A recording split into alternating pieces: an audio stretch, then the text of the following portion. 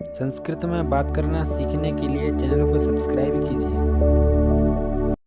दोस्तों नमस्कार। आज मैं आप सभी के लिए द्वितीय विभक्ति बताने जा रहा हूँ। द्वितीय विभक्ति का अर्थ कर्मणि द्वितीय अर्थात कर्म में होता है। जहाँ कर्म हो वहाँ पर द्वितीय विभक्ति का प्रयोग किया जाता है। द्वितीय विभक्ति में आप सभी के लिए अकारांत पुल्लिंग, अकारांत स्त्रीलिंग, ईकारांत स्त्रीलिंग और अकारांत नपुंसकलिंग शब्द में बताऊंगा।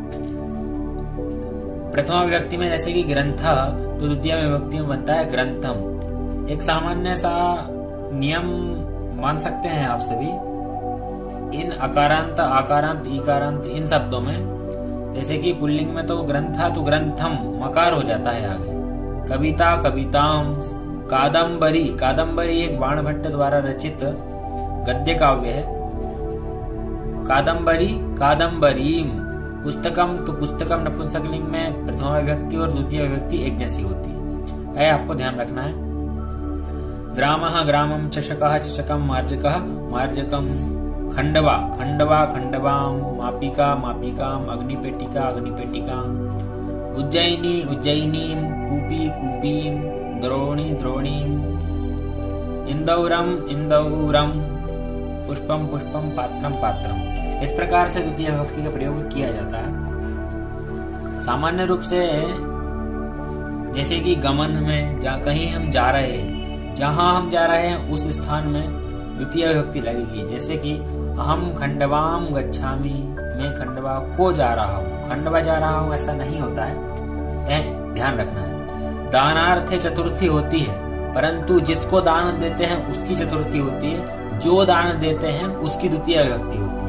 जैसे कि अहम रामाय जलम ददामी, मैं राम के लिए, रामाय हो गई, लेकिन जलम ददामी जल को देता हूँ, जल देता हूँ, तो जल में द्वितीय विभक्ति हो जाएगी। ऐसा जो हम खा रहे हैं उस खाने वाली वस्तु को, खाने वाले पदार्थ में द्वितीय विभक्ति लग जाएगी। जो हम पढ़ रहे हैं उसमें द्वितीय विभक्ति लग जाएगी। अब मैं आप सभी के लिए इनके उदाहरण बताता हूँ। जैसे कि पुल्लिंग अकारांत में अहम ग्रंथम पठामि, ग्रंथः ग्रंथम, बालकः ग्रामम गच्छति, ग्रामः ग्रामम।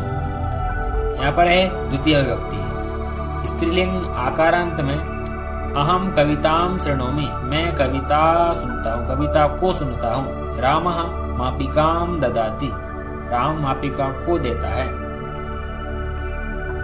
मापिका देता है किसी और के लिए, मापिका के लिए नहीं दे रहा है, मतलब मापिका को देता है के लिए अलग अर्थ होता है। इसके पश्चात स्त्रीलिंग ईकारांत में अहम उज्जयिनीम गच्छामि, मैं उज्जयिनी को जा रहा हूँ। छात्रः कादम्बरीम पठति, कादम्बरी जैसे कि मैंने बताया ग्रंथ होता है, ग्रंथ है एक बाणभट्ट द्वारा रचित।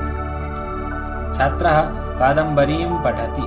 नपुंसकलिंग अकारांत शब्द में रमेशः इंदौरम गच्छति, इंदौर का इंदौर ही होगा। अहम जलम पिबामि, मैं जल पीता हूँ। एक नए तरीके से बताना आपको चाहता हूँ द्वितीय विभक्ति। जैसे कि अहम श्लोकम जानामि, अहम वार्ताम जानामि, अहम कथाम जानामि, अहम भगिनीम जानामि, अहम गीतम जानामि, अहम मार्गम जानामि। इस प्रकार से आप द्वितीय विभक्ति का प्रयोग करें।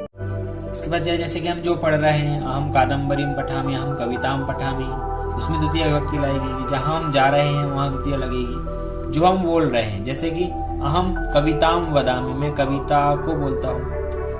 हम कुछ पी रहे हैं, जैसे कि अहम दुग्धम पिबामि, मैं दूध को पीता हूँ। लिखना अहम लेखम लिखामि, कुछ भी ले जाना वस्तु को, जैसे कि अहम लेखनीम नयामि, जिस चीज को हम देख रहे हैं।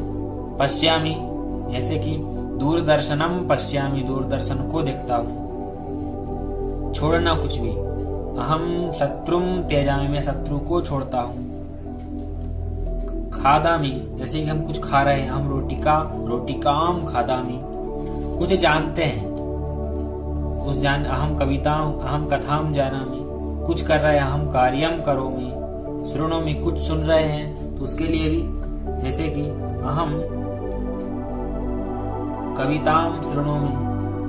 ददामि कुछ देने में, जैसे कि अहम चषकम ददामि। प्रेषयति प्रेषयामि, अहम पत्रम प्रेषयामि।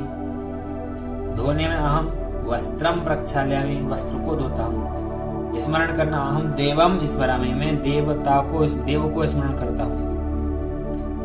आनयामि, जैसे कि नयामि आनयामि उसी प्रकार से। गायामि, अहम गीतम गायामि।